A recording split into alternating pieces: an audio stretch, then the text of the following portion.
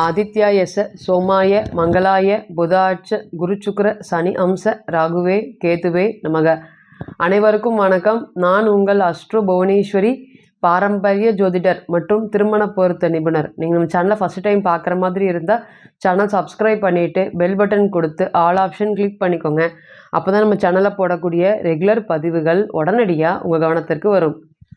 நம்ம சேனலை தொடர்ந்து நிறைய கோச்சார பதிவுகள் பார்த்துட்டு வந்துட்டுருக்கோம். அதன் வரிசையில் நம்ம இன்றைக்கி பார்க்க போகிறது மகர ராசி மற்றும் மகர லக்னத்திற்கு குருமங்கள யோகம்னு சொல்லக்கூடிய குரு பகவான் மற்றும் செவ்வாய் பகவானுடைய இணைவு உங்களோட ராசிக்கு பஞ்சமஸ்தானம் சொல்லக்கூடிய 5ஆம் பாவகத்தில் இணைஞ்சிருக்கு.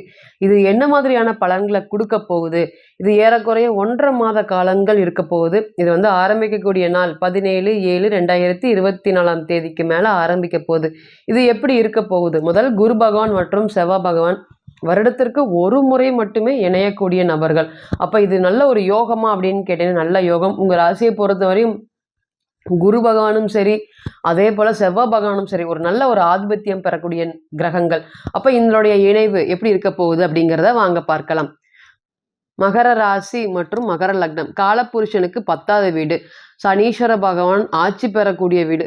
இங்கே குரு பகவான் நீசம் அடைஞ்சு செவ்வாய் பகவான் உச்சமடையக்கூடிய வீடு. இந்த ராசியை பொறுத்தவரையும் நிறைய கனவு, கற்பனைகள், ஆசைகள் அதிகமுடைய ராசி, உழைப்பாளி ராசி அப்படின்னு சொல்லலாம். காலபுருஷனுக்கு தொழில் ஸ்தானமாக வர்றதுனால இந்த ராசியில் பிறந்தவங்க ஆணாக இருக்கட்டும் பெண்ணாக இருக்கட்டும் தொழில் செய்கிறதுக்கு எப்பொழுதுமே கடுமையாக போராடுவாங்க. அப்படி இல்லைன்னா ஒரே இடத்துல 10-15 வருஷங்கள் ஒரே இடத்துல ஒரே நபர்கள்கிட்ட வேலை செய்யக்கூடிய நல்ல ஒரு திறமையான வேலைக்காரங்க அப்படிங்கிற அளவுக்கு ஒரு பேர் எடுப்பாங்க. நிர்வாகத்திறன் இந்த அளவுக்கு பார்த்திங்கன்னா இந்த ராசியை பொறுத்த அளவுக்கு அந்த அளவுக்கு நிர்வாகத்திறன் அதிகமாக என்ன இருக்கோ எக்ஸ்ட்ரீம் லெவல் அந்த அளவுக்கு அதிகமாக இருப்பாங்களா? நிர்வாகத்திறனோடு சிறந்து விளங்குவாங்களா அப்படின்னு கேட்டிங்கன்னா விளங்குவாங்க.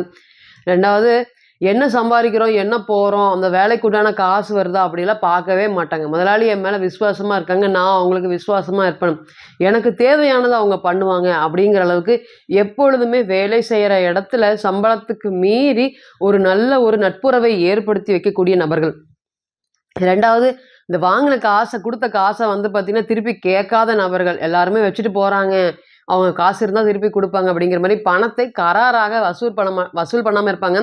மேம்போக்காக இருப்பாங்களா அப்படின்னு கேட்டிங்கன்னா மேம்போக்காக இருக்கக்கூடிய நபர்கள். நிறைய விஷயத்தில் மற்றவங்களுக்காக விட்டு கொடுக்கக்கூடிய மனப்பான்மை ரொம்ப அதிகம். இந்த ராசிக்கு 7ஆம் பாவகம் சந்திரன் வீடாக வர்றதுனால எப்படி கடகத்துக்கு இணையான ஒரு சலனங்கள் பார்த்திங்கன்னா மகரத்துலேயும் வெளிப்படுமா அப்படின்னு கேட்டிங்கன்னா கண்டிப்பாக வெளிப்படும். மதித்து உயர்த்தி விட்டவங்கள வாழ்க்கையில் என்றைக்குமே மறக்கவே மாட்டாங்க. அவங்களுக்காக உதவி செய்யறதுக்காக கடுமையாக போராடுவாங்க. நிறைய பேரை இவங்களும் பார்த்திங்கன்னா இந்த இடத்துக்கு இப்படி பணம் கிடைக்குது, இந்த தொழில் பண்ணுங்க, இப்படி பணம் கிடைக்குது, இப்படி போங்க, முயற்சி பண்ணுங்க அப்படிங்கிற மாதிரி மற்றவங்களுக்கு எப்பொழுதுமே ஒரு வேலியாக ஒரு அதே போல் பார்த்திங்கன்னா உண்டான நல்ல வார்த்தைகளை சொல்லி பாசிட்டிவா பேசி ஒருத்தரை முன்னுக்கு கொண்டு வரக்கூடிய ராசியா அப்படின்னு கேட்டீங்கன்னா கண்டிப்பாக ராசி. நிறைய விஷயங்கள் இப்ப கடுமையாக இவங்க பாதிப்பு அடைஞ்சிருக்காங்களா, இந்த மாதிரி யதார்த்தமா இருக்கக்கூடிய நபர்களை பாத்தீங்கன்னா ராசியிலே சனீஸ்வர பகவான் வந்தாரு. இப்ப ராசிக்கு 2ஆம் இடத்துல இருக்காரு.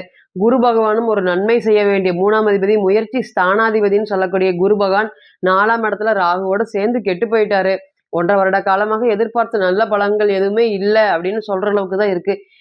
அதே போல பார்த்தீங்கன்னா இன்னைக்கு 4ஆம் இடத்துல அமைஞ்சிருக்காரு. குரு மங்கள யோகத்துல இருக்கு. இதுக்கு முன்னாடி சந்திரன் மேல சனி வரும்போது நிச்சயமா நம்மளுடைய வாழ்க்கையே தடம் புரளக்கூடிய அளவுக்கு ஒரு சுச்சுவேஷனை கொடுத்துருப்பாரு. எது எனக்கு போதும், எது எனக்கு வாழ்க்கைக்கு ஆதாரமா இருக்குதோ அப்படின்னு நினைச்சது எல்லாமே உங்களை கைமீறி போகக்கூடிய ஒரு சுச்சுவேஷனை கொடுத்துருக்குமா அப்படின்னு கேட்டீங்கன்னா கண்டிப்பாக கொடுத்துருக்கும். தொழில் தான் கடுமையான மன உளைச்சல்கள், தொழில் சார்ந்தும் சரி, அடுத்தது பொருளாதாரம் சார்ந்தும் சரி, எந்தெந்த இடத்துல இருந்து பிரச்சனைகள் வரக்கூடாதுன்னு நினைச்சிங்களோ அது சார்ந்த விஷயத்துல எல்லா பிரச்சனைகளும் போயிருக்கு. ஒரு இடத்துல நான் நல்லா வேலை செஞ்சுட்டு இருந்தேன், ஏறக்குறைய ஓனருக்கு அப்புறம் நான் தான் அப்படிங்கிற சுச்சுவேஷன். ரெண்டாவது, பொருளாதாரத்தில் எனக்கு ஒன்றும் பிரச்சனை இல்லை, எனவே பார்த்திங்கன்னா அவங்க உனக்கு ஒரு நல்ல தொழில் அமைச்சு கொடுக்குறேன், நல்லா பார்த்துக்கிறேன் உங்களே அப்படின்னு சொல்லி இந்த 7.5 சனி வரக்கூடிய காலத்தில் எல்லாமே திடீர்னு அவங்க மாறுவது, அதே போல் அந்த குணமாற்றம் உங்களுக்கு பிடிக்காமல் அந்த இடத்த விட்டு வேலையை விட்டுட்டு வரக்கூடிய சுச்சுவேஷனை ஏற்படுத்தியிருக்கும். அவள் விட்டுட்டு அந்த கையோட தொழில் பண்ணறதுக்கு ஆரம்பிச்சிருப்பீங்க. அந்த தொழிலும் பார்த்திங்கன்னா நஷ்டங்கள். யாரை நம்பி போனீங்களோ பார்த்திங்கன்னா அவங்க எல்லாருமே உங்களை விட்டுட்டு வெளியே போகக்கூடிய சுச்சுவேஷன் ஏற்பட்டிருக்கும். கையில வாங்கிட்டு இருந்த பணமும் கரைஞ்சு வாழ்க்கையை எப்படி ஆரம்ப காலத்துல வந்தீங்களோ அதே மாதிரி 0ல இருந்து ஒரு ஸ்டார்ட் பண்ணக்கூடிய சுச்சுவேஷன் இந்த 2 வருஷத்துல கொடுத்துட்டாரா சனீஸ்வர பகவான் கேட்டீங்கன்னா கண்டிப்பாக கொடுத்துருக்காரு. அதனால வந்து பார்த்தீங்கன்னா, சுத்தி இருக்கக்கூடிய நபர்கள் சொந்தக்காரங்க கிட்ட ஒரு மதிப்பு இல்லாம, ஒரு மரியாதை இல்லாம, ஒரு கௌரவ குறைச்சல்லாம் ஏற்பட்டுருக்கா அப்படின்னு கேட்டீங்கன்னா, ஏற்பட்டுருக்கு. நல்ல ஒரு விஷயத்திலேயே வந்து பார்த்தீங்கன்னா, முன்னாடி நின்னு செய்யக்கூடிய நபர்கள், 4 பேர் விசேஷம்னா முதல்ல வந்து உங்கள தான் கூப்பிடுவாங்க. ஆனா இந்த 1 1/2 2 வருட காலமாக யாருமே உங்க வீட்டு பக்கத்துல பெருசா கூட எட்டி பார்க்கவே இல்ல. உங்கள பற்றி வந்து பார்த்தீங்கன்னா, வெளிய சொல்லக்கூடிய பேச்சுகள் எல்லாமே ரொம்ப அவமானக்குரியதா அப்படிங்கிற மாரி இருக்குது. இதனால நெறைய மன உளைச்சல்கள சந்திச்சிருக்கீங்க. முழுதுமே இன்னைக்கு வந்து பார்த்தீங்கன்னா 2ஆம் பாவகத்துல தான் சனீஸ்வர பகவான். பொருளாதாரம் சார்ந்து தான் உங்களுடைய கனவு, கற்பனையா இருந்த ஆசைகள் எல்லாமே வந்து நெறைய பாதிப்பு அடைஞ்சிருக்கா அப்படின்னு கேட்டீங்கன்னா, கண்டிப்பாக அடைஞ்சிருக்கு. குடுத்த பணத்தை திரும்பி பெறதுக்கு கடுமையா போராடிட்டு இருக்கீங்க. ஏன்னா 2ஆம் இடத்தோட சனீஸ்வர பகவான் சம்மந்தப்படும்போது, கடன் எல்லாமே ஈஸியா கிடைக்கும். ஆனா வந்து பார்த்தீங்கன்னா, நீங்க கடன் குடுத்தீங்கன்னா வாங்க முடியுமா? அப்படின்னு கேட்டீங்கன்னா, வாங்க முடியாது. தொடர்ந்து தொந்தரவுகள், கடன் வாங்குன உங்களவே வந்து பார்த்தீங்கன்னா, இழிவா பேசுறது, இழிவா நடத்துறது, 2வது இத்தன வருஷமா வட்டி குடுத்துட்டே இருந்திருப்பீங்க. இனியும் வந்து பார்த்தீங்கன்னா, அந்த வட்டிய அதிகப்படுத்துறது, இல்ல தொடர்ந்து பணம் வேணும் அப்படிங்கிற மாரி பிளாக்மெயில் பண்றது, இந்த மாதிரி நெறைய பிரச்சனைகள கடந்து போயிருக்கீங்க. இனி வரக்கூடிய காலங்கள் இந்த குரு பகவான் மற்றும் செவ்வாய் பகவான் கூடயே உங்களுடைய ஆசைகள் எப்படி இருக்க போகுது? நிறைவேற்றுவாரா? அப்படின்னு கேட்டீங்கன்னா, கண்டிப்பா உங்களுடைய 3ஆம் அதிபதி 5ஆம் இடத்தோடு சம்மந்தப்பட்டிருக்காரு. அதேபோல 4ஆம் அதிபதி 5ல. முதல் தர யோகம் குழந்தை பேருக்கு அப்படின்னு வச்சுக்கலாம். அப்ப குழந்தை பேரு 5ஆம் இடம் சம்மந்தப்படுறதுனால, ஏற்கனவே வந்து பார்த்தீங்கன்னா, எங்களுக்கு குழந்தை இருக்கு. நாங்க 2வது குழந்தைக்கு முயற்சி பண்ணிட்டு இருக்கிறோம். இந்த நேரம் குழந்தை பேருக்கு ஒரு நல்ல நேரமாக இருக்குமா? ரொம்ப வருடங்களாக எங்களுக்கு குழந்தை இல்ல. இனி வரக்கூடிய காலங்கள் குழந்தை பேர் சம்மந்தப்பட்ட விஷயங்களும் சரி, திருமணம் சம்மந்தப்பட்ட விஷயங்களும் சரி, ஒரு நல்ல ஒரு பேரும், புகழும் எடுக்கக்கூடிய அளவுக்கு இத்தன நாளா வந்து என்ன வந்தாலும் ஒரு ஊருக்குள்ள வந்தாவே இந்த பொண்ணுக்கு நிச்சயமாயி நின்றுச்சு, பேசி நின்றுச்சு, வயதிற்கு 30 கடந்துருச்சு. இந்த பையன் வந்து பார்த்தீங்கன்னா, என்ன விஷயம்னே தெரியல. ஆனாலும் கல்யாணம் வந்து பார்த்தீங்கன்னா, ஆகவே மாட்டேங்குது அப்படின்னு தொடர்ந்து திருமணம் சம்மந்தப்பட்ட விஷயத்துல இருக்கக்கூடிய தடுமாறிட்டு இருக்கக்கூடிய நபர்கள் அனைவருக்குமே இந்த கோச்சாரம் உங்களுக்கு திருமணம் சம்மந்தப்பட்ட சுப நிகழ்ச்சிகளை நடத்தி கொடுக்கும். 2வது குழந்தை பேர் சம்மந்தப்பட்ட நீங்க எடுக்கக்கூடிய அனைத்து முயற்சிகளுமே வெற்றியை கொடுக்கும். 3ஆம் அதிபதி 5ஆம் இடத்துக்கு சம்மந்தப்படுறதுனால காதலிச்சுட்டு இருக்கோம். பெற்றோர் சம்மதத்தோட எங்களுக்கு கல்யாணம் ஆகக்கூடிய சிச்சுவேஷனை ஏற்படுத்தி குடுக்குமா? நாங்க இத்தன நாளா வீட்ல சொல்லாம இருக்கோம். இனி வரக்கூடிய காலங்கள் சொல்வதின் மூலியமாக திருமணம் வரை அதை கொண்டு போக முடியுமா? அப்படின்னு கேட்டீங்கன்னா, கண்டிப்பா திருமணம் சம்மந்தப்பட்ட சுப நிகழ்ச்சிகளுக்கு, அதேபோல காதலிச்சு திருமணம் பண்ணக்கூடிய அமைப்புக்கு இது ஒரு நல்ல அமைப்பா, இந்த கிரக சேர்க்கைகள் தைரியமாக வீட்ல போய் பேசக்கூடிய காலங்கள் வந்துருச்சா? அப்படின்னு கேட்டீங்கன்னா வந்துருச்சு. புத்திசாலித்தனம், தைரியம், தன்னம்பிக்கை அதிகரிக்கக்கூடிய காலமா இருக்கும். நெறைய விஷயங்கள் உங்ககிட்ட இருந்து பறிக்கப்பட்டிருக்கு. வாழ்க்கையில வந்து பார்த்தீங்கன்னா, நான் ரொம்ப சுறுசுறுப்பா இருந்தேன். இப்ப அந்த 1 1/2 வருஷமாக அது இல்லவே இல்ல. பணத்த நெறைய சேமிப்பேன். ஏன்னா, இன்னைக்கு வந்து பார்த்தீங்கன்னா, இந்த பணத்த பறதுக்கே வந்து பிடிக்கிறதுக்கே எனக்கு ரொம்ப கஷ்டமா இருக்கு. நான் ரூ. 100க்கு வேலை செஞ்சா வந்து பார்த்தீங்கன்னா, ரூ. 50 தான் கிடைக்குது. அந்த அளவுக்கு பொருளாதாரம் சம்மந்தப்பட்ட விஷயத்துல கடுமையா போராடிட்டு இருக்கக்கூடிய உங்களுக்கு, இனி வரக்கூடிய காலங்கள் இந்த குரு மங்கள யோகத்தால ஒரு நல்ல நன்மை பிறக்குமா? அப்படின்னு கேட்டீங்கன்னா, நன்மை பிறக்கும். அதேபோல கடன் தொந்தரவுகள் எல்லாமே படிப்படியா குறையக்கூடிய ஒரு சிச்சுவேஷனை ஏற்படுத்திருக்கும். இத்தன நாளா பேச்சாலேயே சண்டை. எங்க போனாலும் எதார்த்தமா பேசக்கூடிய, சொல்லக்கூடிய சின்ன சொல்லாலேயே உங்களுக்கு சண்டைகள் அதிகமா வந்திருக்கு. அது எதிராளிகள் யாரு? யாரு தொந்தரவுகள்? அவங்கள எல்லாமே அடக்க முடியாம ரொம்ப கஷ்டப்பட்டுட்டு இருக்கீங்க.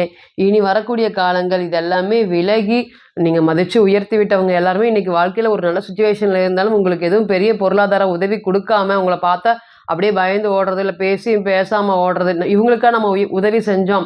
அப்படிங்கிற அளவுக்கு மன போராட்டங்களும், மன கஷ்டங்களும் இருக்கு. நம்ம எப்படி இருக்கிறோமே இன்னைக்கு, அன்னைக்கு நம்ம இருக்கக்கூடிய சிச்சுவேஷன்ல நம்ம பணத்த சேமிச்சிருந்தா, இவங்களுக்கெல்லாம் குடுக்காம இருந்தா, இன்னைக்கு நம்ம நல்லா வாழ்ந்திருப்போமே அப்படிங்கிற எண்ணங்கள் தான் உங்களுக்கு அதிகமா போயிட்டுருக்கு. இனி வரக்கூடிய காலங்கள் அது எல்லாமே சூழ்ச்சியிலேருந்து வெளிய வந்து, முயற்சி ஸ்தானம் பலம் பெறுவதனால இருக்கக்கூடிய ஒரு ஒரு முயற்சிகளுமே நிச்சயமா ஒரு பெரிய அளவுக்கு சப்போர்ட்டிவா இருக்கும்.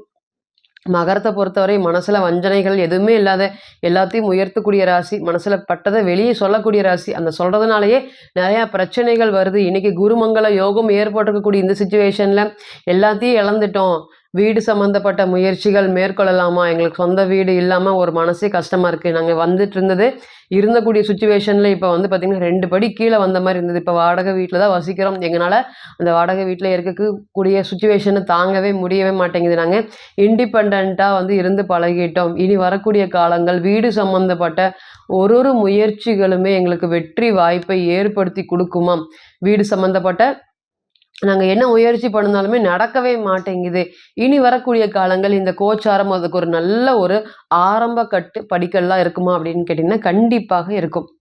இப்போ நீங்க கேட்டு செஞ்சுட்டு இருந்த அனைத்துமே வந்து பார்த்தீங்கன்னா, கோச்சார பலன்கள் தான். 40லிருந்து 60% மட்டுமே பொருந்தும். தசாபுத்தி மட்டுமே நிரந்தரமானது. கோச்சாரம் தற்காலிகமானது.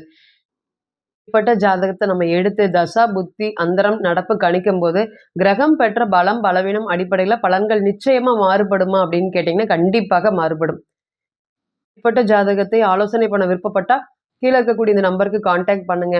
நான் வணங்கக்கூடிய நரசிம்மர் உங்க எல்லோருக்குமே நல்ல வளமான வாழ்க்கையை ஏற்படுத்தி தர நிச்சயமா பிரார்த்தனை பண்ணிக்கிறேன். மீண்டும் ஒரு பதிவில் உங்களை எல்லாம் சந்திக்கும் வரை உங்களிடமிருந்து விடை பெறுவது உங்கள் அஸ்ட்ரோ புவனேஸ்வரி. நன்றி, வணக்கம்.